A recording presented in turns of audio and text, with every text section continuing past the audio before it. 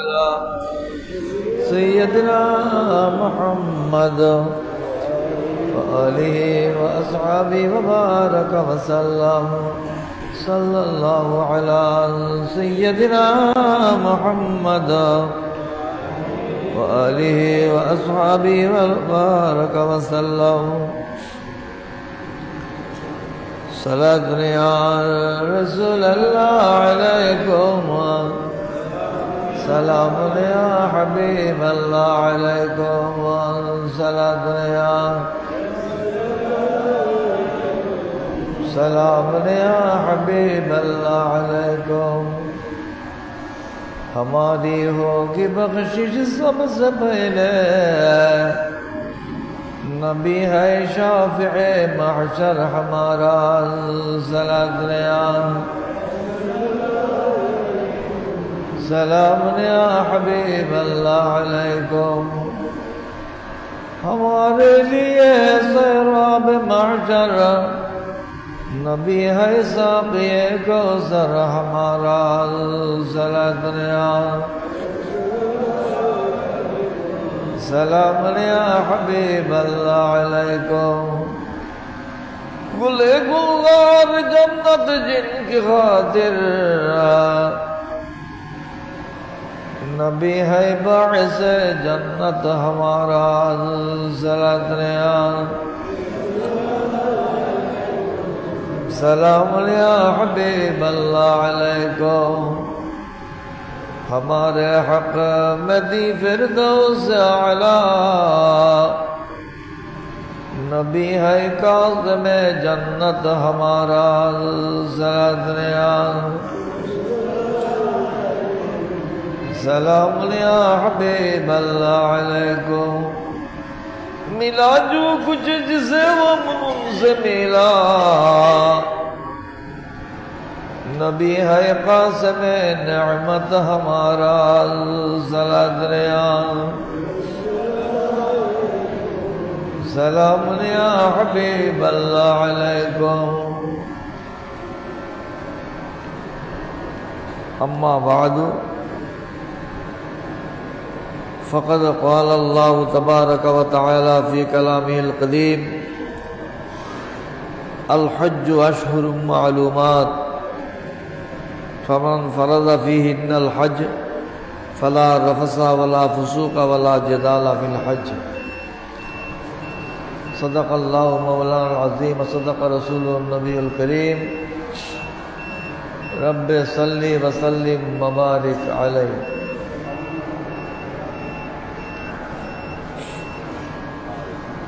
সম্মানিত মুসল্লিয়ান کرام برادران اسلام عاشقان مصطفیٰ صلی اللہ علیہ وسلم رحمنی ورحمکم اللہ تعالی اللہ پاک جل شانہ تو فورنت شکر যে মহান রব্বুল আলামিন আমাদেরকে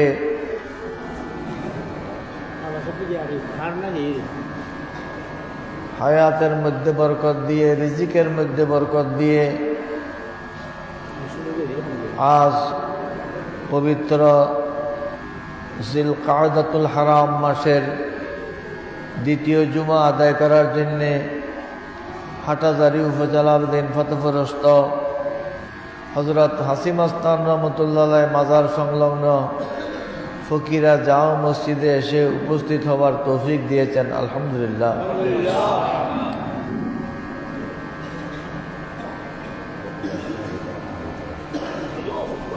আজকের খুতবার মধ্যে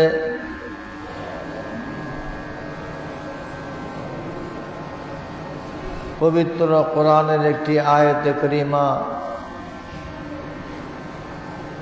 উল্লেখ করা হয়েছে,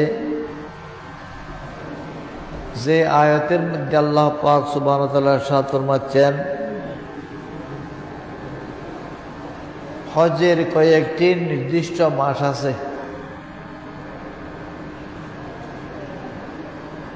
শাওয়াল, জিলকাদা, জিলহজ্জা, এই তিনটি হলো হজের মাস। আমি গত মাসের একটা খুতবার মধ্যে বলেছিলাম এই 3টি হজের মাস। শাওয়াল মাসে মানুষ হজের প্রস্তুতি গ্রহণ করে, জিলকাদ মাসে হজের জন্য যাত্রা করে, জিলহজ মাসে হজের কাজগুলো সম্পন্ন করে।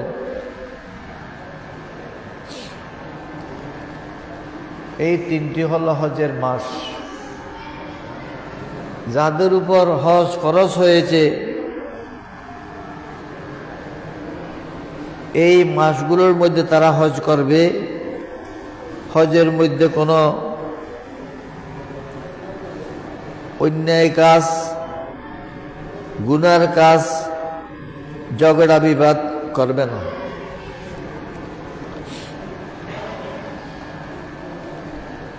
কেন বলা হয়েছে? হজের মধ্যে খুব ভিড় থাকে। এই ভিড়ের মধ্যে অনেক সময় একে অপরের সাথে ধাক্কা খায়, এমনকি অনেকে কষ্টও পায়।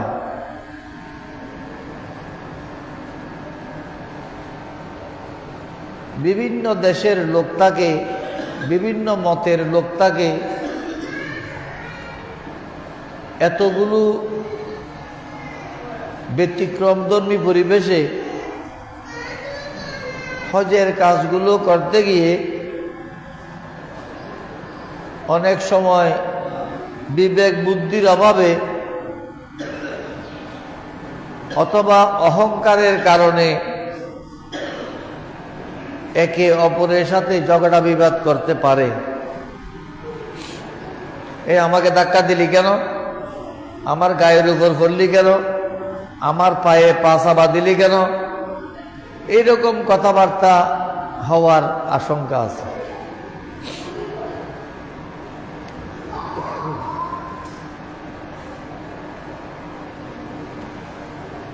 হজ করতে গেলে মানুষকে সহনশীল, ধৈর্যশীল, সবর করার মানসিকতা নিয়ে যেতে হবে। হজরে আসওয়াদের চুম্বন দেওয়ার সময় মানুষের খুবই ভিড়। এত ধাক্কাধাক্কি করে হজরে আসওয়াদ পর্যন্ত পৌঁছা এটা কঠিন সাধ্য বিষয়।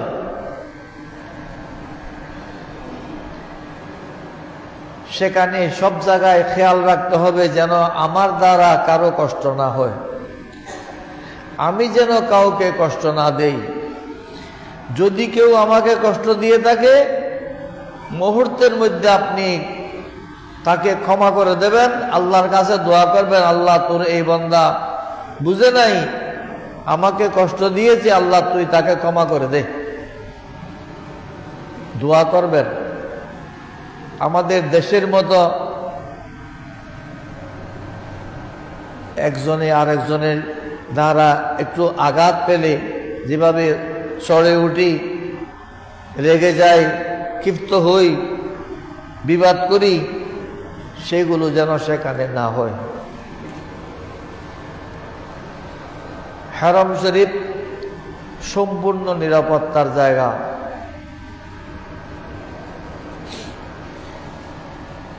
সেখানে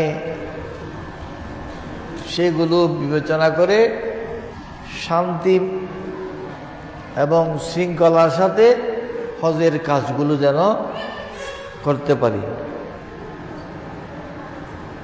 এটা প্রত্যেকেই স্মরণ রাখতে হবে। হজ হয়তো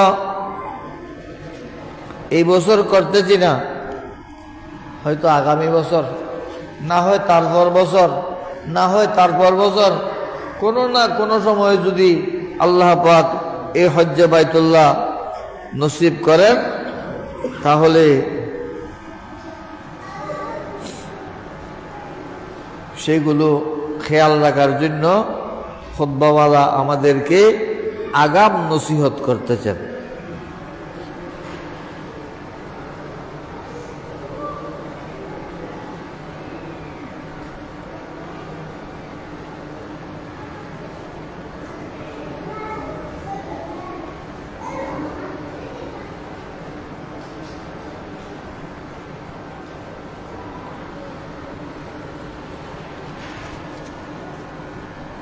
হজ একটা ব্যবসারও নাম। হজ একটা ব্যবসা। কিসের ব্যবসা? আল্লাহর সাথে বন্দার সাথে ব্যবসা। আপনি অনেক টাকা অনেক অর্থ ব্যয় করে আল্লাহর ঘরে গিয়েছেন, সেখানে যদি আল্লাহ পাক আপনার হজ কবুল করেন, এর বিনিময়ে আল্লাহ পাক আপনাকে জান্নাত নসিব করবেন। আলহামদুলিল্লাহ। এতগুলো টাকা কিভাবে খরচ করে ফেলব? এতগুলো টাকা কেন খরচ করলাম, সেই চিন্তা না করে আপনি যে ব্যবসা করতে গেলে কিছু পুঁজি ঢালতে হয়, অর্থ ব্যয় করতে হয়, হজের মধ্যেও আপনি একটা অর্থ ব্যয় করলেন। এখন প্রায় ৬-৭ লাখ টাকা লাগে হজ করতে। আমরা এক সময় দেখেছি ৫-৬ হাজার টাকা দিয়ে হজ করতে যেত, বাড়তে বাড়তে ১৬-১৮ হাজার টাকা, এইভাবে বাড়তে বাড়তে বর্তমানে ৬-৭ লাখ টাকা হয়ে গেছে। যখন ৬,০০০ টাকা দিয়ে হজে যাওয়া হতো, তখন সেই ৬,০০০ টাকা সংগ্রহ করা মানুষের জন্য অনেক কঠিন সাধ্য ছিল।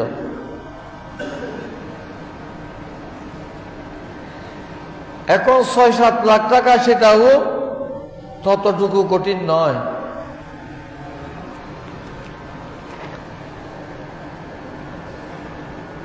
হজের জন্য সদিচ্ছা থাকতে হবে। আমি আল্লাহর ঘর খানায়ে কাবাতে যাব, যেহেতু আল্লাহ আমাকে নেয়ামত দিয়েছেন, দৌলত দিয়েছেন। হজ করা এটা শুধু অর্থের বিনিময় নয়, সেটা নসিবেরও ব্যাপার আছে।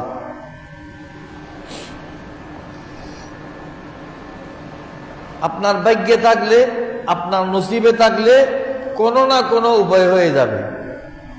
আর যদি আপনার ভাগ্যে না থাকে, তাহলে কোনো ক্রমেই ১০০ কোটি ১,০০০ কোটি টাকার মালিক হলেও আপনি হজ করতে পারবেন না।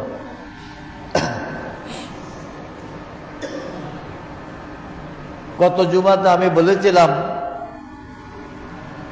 যে হযরত ইব্রাহিম আলাইহিস সালাম খানায়ে কাবা নির্মাণ করে আযান দিয়েছিলেন। সেই আযানের যারা জবাব দিয়েছেন, যে যতবার লব্বাইক বলেছেন, সে ততবার হজ করবেন। আলহামদুলিল্লাহ।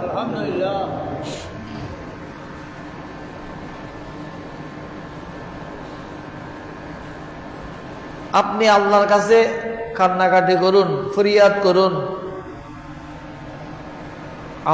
আল্লাহর কাছে দরখাস্ত করুন। আল্লাহর কাছে দৌলতের অভাব নেই। আল্লাহ চাইলে আপনাকে সহজে কোনোভাবে পৌঁছাই দিতে পারবেন। আলহামদুলিল্লাহ। দোয়ার প্রয়োজন, চাওয়ার প্রয়োজন আছে।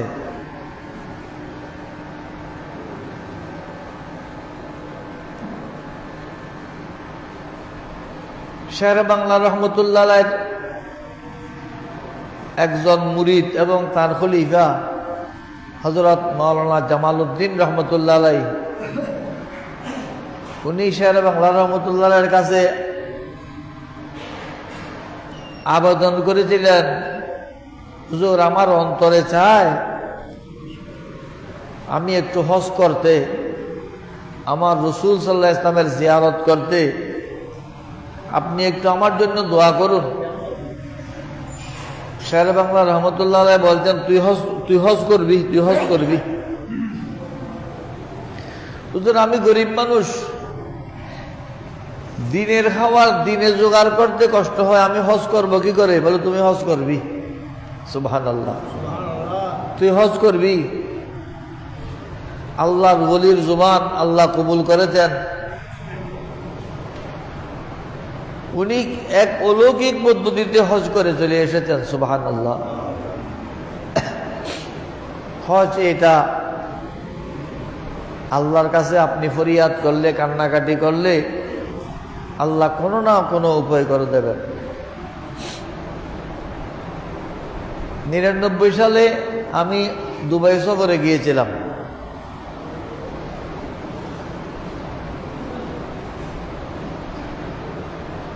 সেখানে হঠাৎ করে একটা স্বপ্ন দেখার কারণে আমি হজ করার চিন্তা করলাম, কিন্তু ওই বছর থেকে সরকারি আইন হয়েছে ভিজিটের লোক হজ করতে পারবে না, হজে যেতে পারবে না। ইমারতের ভিতরে থাকতে আরেকটি ভিসা তার জন্য বের হবে না। অনেক লম্বা কথা। এক আরবি মিলে গেলেন, উনি আমার সবগুলো ব্যবস্থা করে দিয়েছেন, ভিসা টিসা সব কিছু ক্লিয়ার করে দিয়েছেন। কিন্তু আমি ফ্লাইটের টিকিটও পাচ্ছি না, গাড়িতেও কোনোখানে কেউ নিতে চাচ্ছে না, যেহেতু আমার পাসপোর্টের মধ্যে ভিসার মধ্যে লেখা আছে ফ্লাইটে যেতে হবে, বাই এয়ার যেতে হবে।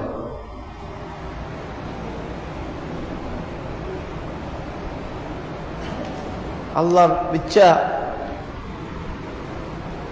মাগরিবের পূর্বে আমার এক ছাত্র রাঙ্গুনিয়ার মাওলানা ফজলুল কবির চৌধুরী আমাকে বললেন, হুজুর আপনার জন্য খুব চিন্তা লাগতেছে, আপনার বিষয় সব হয়ে গেছে, কিন্তু আপনি তো হজে যাওয়া হচ্ছে না, প্লেনের টিকিটও নাই, গাড়িতেও কেউ নিতে চাচ্ছে না। আমি তাকে বললাম, আমার একটা আস্থা আছে, আল্লাহর উপর ভরসা আছে। আমায় মনে করলাম, আমিও তাকে বললাম, তুই চিন্তা করিস না, ইনশাআল্লাহ আরফাতের ময়দানে তোর সাথে দেখা হবে। সুবহানাল্লাহ। সে আমাকে বলল, হুজুর এইসব আবেগের কথা আপনারা সবসময় বলবেন, আবেগ দিয়ে কি সব কাজ হয়? এখানে কানুনের বিষয়।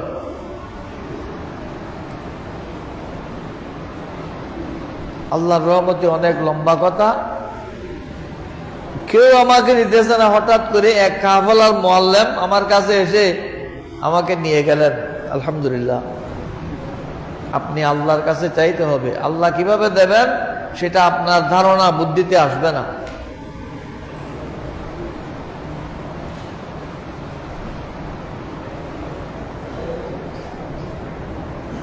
এই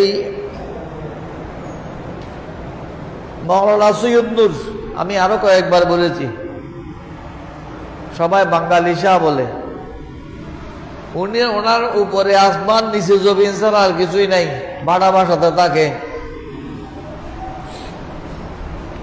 উনি হযরত আল্লামা সৈয়দ আহমদ সৈয়দ কাজেমী রহমতুল্লাহের খেদমত করতেন। উনি দোয়া করেছেন,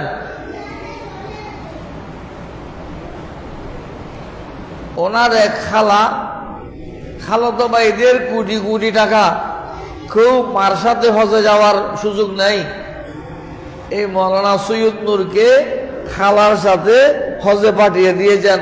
হজ ওনার ভাগ্যে জুটে গেছে। সুবহানাল্লাহ। এটাই আল্লাহ বলেছেন, মিন হাইসু লা ইয়াহতাসিব। আল্লাহ দিতে চাইলে ধারণার বাইরে দিয়ে দেবেন। সুবহানাল্লাহ। আপনি আল্লাহর কাছে চাইতে হবে, কামতে হবে, ফরিয়াদ করতে হবে।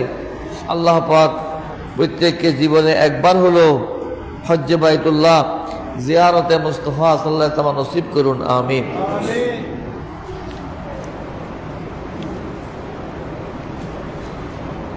হজের মধ্যে যেসব কাজ আছে এইগুলো হজে যাওয়ার পূর্বে শিক্ষা প্রশিক্ষণ নিতে হয়। আমাদের দেশের লোকেরা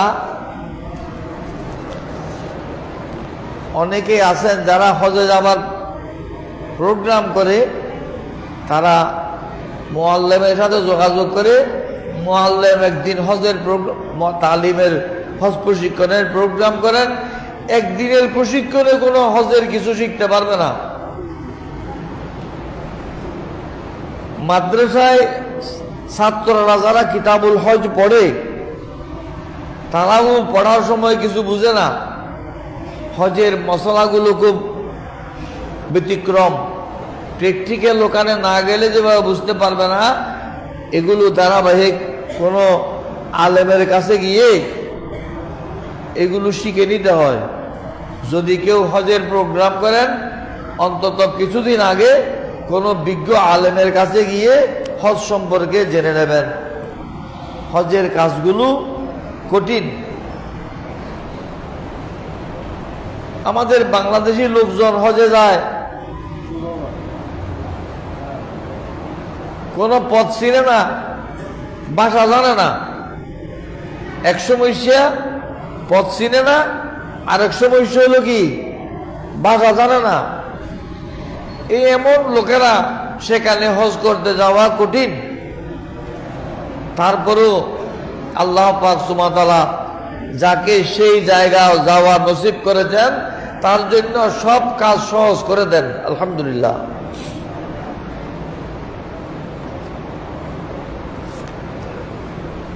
হজের মধ্যে গেলে মানুষ পথ হারায়, কিন্তু কোনো না কোনো উপায়ে গন্তব্যস্থানে পৌঁছে যায়। সেখানে কিছু রেজালুল গায়েব আছে যেগুলোকে আল্লাহ গোপন রেখেছেন, আমরা দেখি না, সেটা কোনো না কোনো উপায়ে কি তাকে গন্তব্যস্থানে পৌঁছিয়ে দেয়। অতএব আমি কিভাবে যাব, কি করব, সেগুলো চিন্তা না করে আপনার যদি অর্থ স্বার্থ থাকে আপনি হিম্মত করে আল্লাহর উপর ভরসা করে প্রস্তুতি নিলে আল্লাহ পাক সব কাজ সহজ করে দেবেন, আলহামদুলিল্লাহ। হজ যদি কবুল হয়, গত জুমার আগের জুমার মধ্যে হজের কথার মধ্যে এসেছে আল হজ্জুল মাবরুরু লাইসা লাহু জাযাউন ইল্লাল জান্নাহ। হজ যদি কবুল হয় তার বিনিময়ে নিশ্চয় আল্লাহ পাক সুবহানাহু ওয়া তাআলা তার জান্নাত দান করবেন, আলহামদুলিল্লাহ।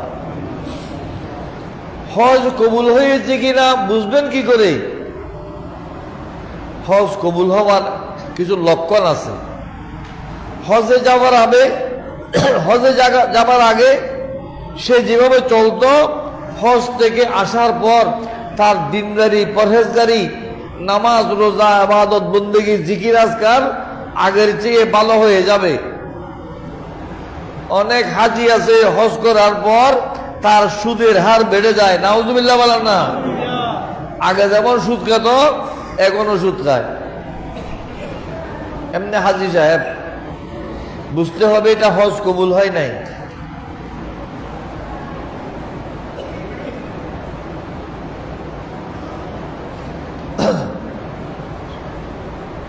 হজ ইসলামের একটা ফার্স্ট স্তম্ভের একটা স্তম্ভ।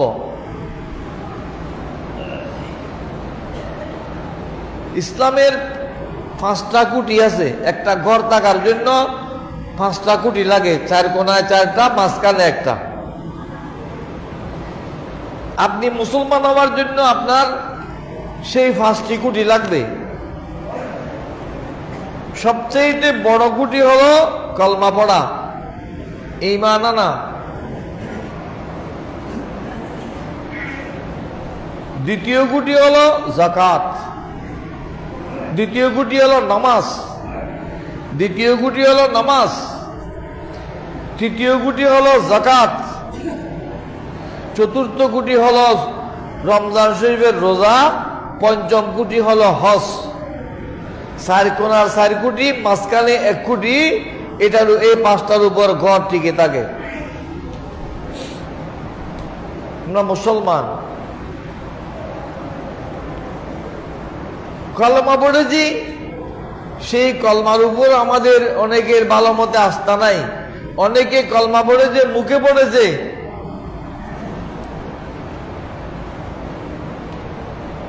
যেই কলমা পড়ে ঈমান এনেছে সে মানুষকে ধোঁকা দিতে পারে না, প্রতারণা করতে পারে না।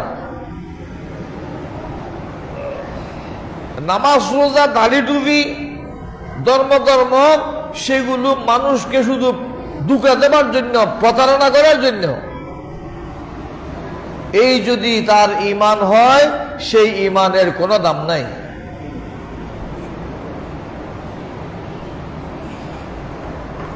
এক মহিলা বিয়ের আগে 5 ওয়াক্ত নামাজ পড়তো, বসে বসে কোরআন শরীফ তেলাওয়াত করত, তাহাজ্জুদে নামাজ পড়ত। বিয়ের পর সবগুলো ছেড়ে দিয়েছে। তো একজন জিজ্ঞেস করছে, যদি বিয়ের আগে নামাজ দোয়া পড়তি, এখন বড় না যে? বলতে সেগুলো তো আমি তো বিয়ের জন্য পড়েছি, আমার বিয়েটা হওয়ার জন্য। বিয়ে হয়ে গেছে, নাউজুবিল্লাহ বলেন না।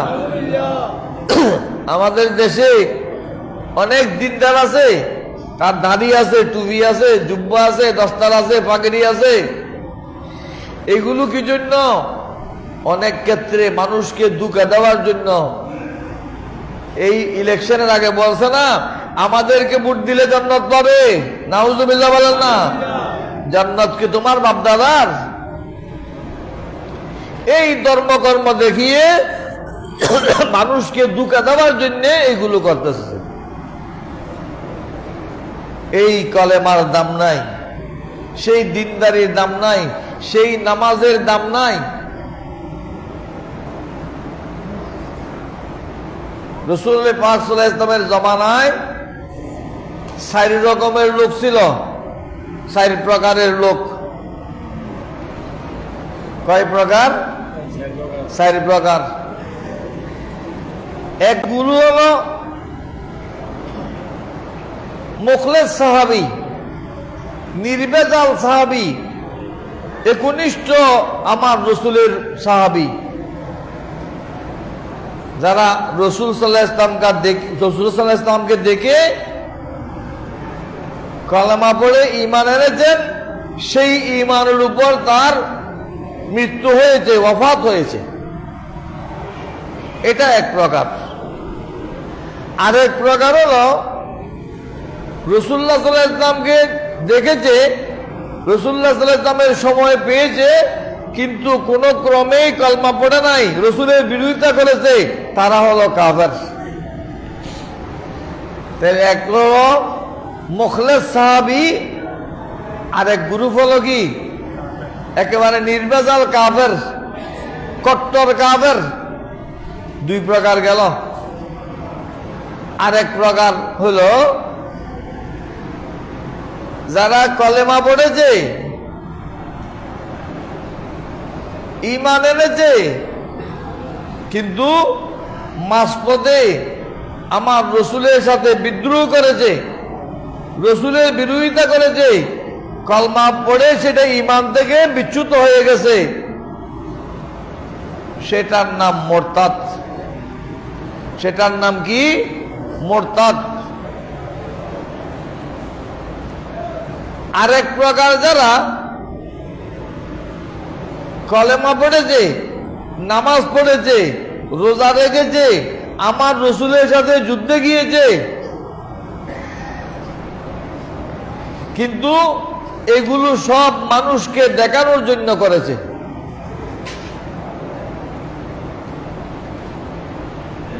অন্তর থেকে মহাব্বত নিয়ে ঈমান আনে নাই। তার ঈমানটা লৌকিকতার ঈমান, মানুষকে দেখানোর ঈমান। তার নামাজটা লৌকিকতার নামাজ, মানুষকে দেখানোর নামাজ। তার জিহাদ করাটা মানুষকে দেখানোর জন্য জিহাদ। তার নামাজ, তার রোজা, তার হজ, তার যাকাত, তার জিকির, তার জিহাদ সবগুলো মানুষকে দেখানোর জন্য। এটার নাম হলো মুনাফিক। এটার নাম কি? মুনাফিক। তাহলে যারা কলমা পড়ে নাই, রাসূলের বিরোধিতা করেছে, তারা মাত্র একদল, তারা কি? কাফের। আর যারা কলেমা পড়েছে তারা 3 দল। কয় দল? 3 দল। একদল মুখলেস সাহাবী, একদল মুরতাদ, আর একদল কি? মুনাফিক। এগুলো কোরআন শরীফের মধ্যে সবগুলো উল্লেখ আছে। শুধু আপনি দাড়ি দেখলে হবে না, টুপি দেখলে হবে না, এই দাড়ি টুপির অন্তরালে, দাড়ি টুপির আড়ালে, এই নামাজের আড়ালে কি করতেছে, তার আসল কর্মকাণ্ড কি, আসল উদ্দেশ্য কি, সেটা বুঝতে হবে।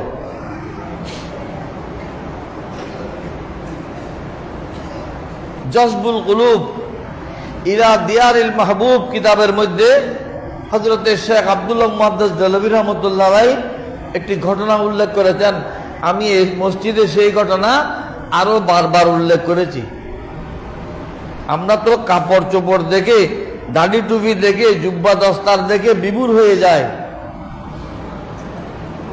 এই জুব্বার আড়ালে কি, এই ফাগড়ির আড়ালে কি, এই টুপির আড়ালে কি, এই নামাজের আড়ালে কি আছে, বিপরীতে ভিতরে কি আছে, সেটা বুঝতে হবে।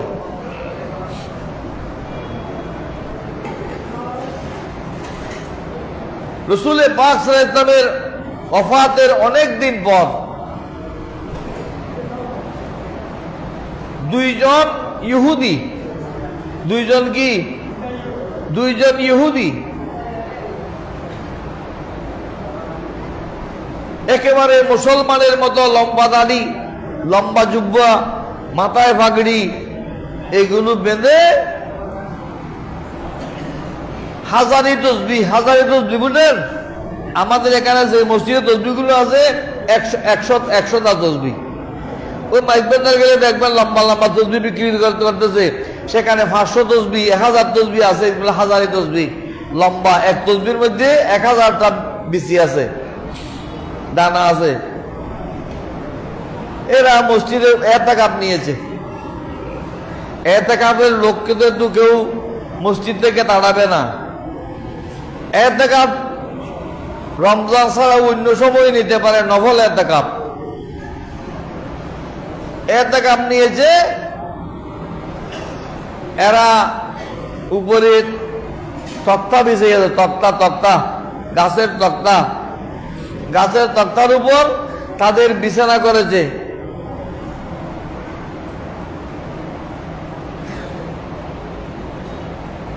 লোকজন মুক্তি করে তাদের জন্য খাওয়ার ব্যবস্থা করত, টাইমে টাইমে খানা নাস্তা সবগুলো মানুষজন আনত। যেহেতু মসজিদে নববী শরীফে দুইজন বুজুর্গ মানুষ এতেকাফ নিয়েছে, এদেরকে তো খাবার ইন্তজাম করা দরকার।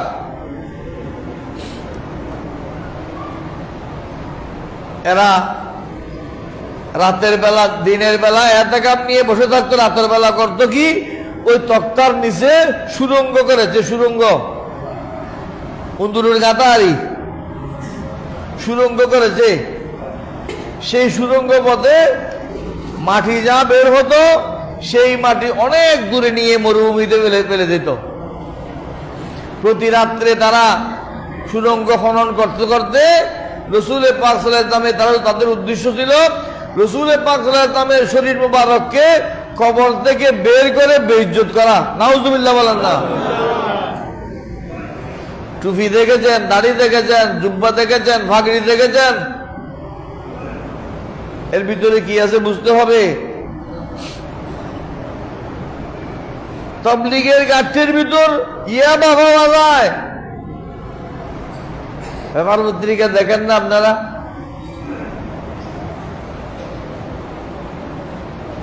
একেবারে যখন তারা কাছাকাছি পৌঁছে গেছে, সুলতান নুরউদ্দিন জঙ্গি রহমতুল্লাহ আলাইহিকে রাসূল পাক সাল্লাল্লাহু আলাইহি ওয়াসাল্লাম স্বপ্নে দেখালেন, এই নুরউদ্দিন জঙ্গি, এই দুইজন লোকের বেইজ্জতি থেকে আমাকে রক্ষা করো।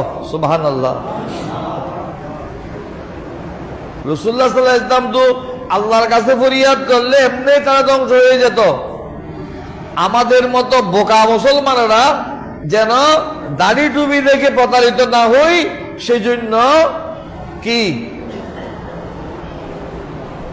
আল্লাহ পাক সুবহানাহু ওয়া তাআলা এটা দেখিয়েছেন। সুলতান নুরউদ্দিন জঙ্গি রহমতুল্লাহ আলাইহি সৈন্য সামন্ত নিয়ে পুরা মদিনায় পাক ঘেরাও করে ফেলেছে। অনেকগুলো খেজুর সংগ্রহ করেছেন। সব দিকে সেনাবাহিনীর বেষ্টিত আছে, ঘেরাও করা আছে। একটা পথ রেখেছে, সেখানে বাদশা ওখান থেকে অল্প অল্প খেজুর দিতেছে। যত মদিনাবাসী আছে সবগুলো আসো, প্রত্যেককে বাদশা একটা কি উপহার দেবেন। সে উপহার কিছু কিছু খেজুর দিচ্ছেন। ওনার উদ্দেশ্য হলো খেজুর দেওয়া না, ওনার উদ্দেশ্য হলো লোক দুইটি বাইর করা। এই লোক দুইটিকে, সব লোককে দেওয়া শেষ। বললেন আর কোনো মানুষ নেই, বলে আমাদের মদিনা শরীফে আর কোনো মানুষ নাই, সব লোক পেয়ে গেছে। না, আছে কোনো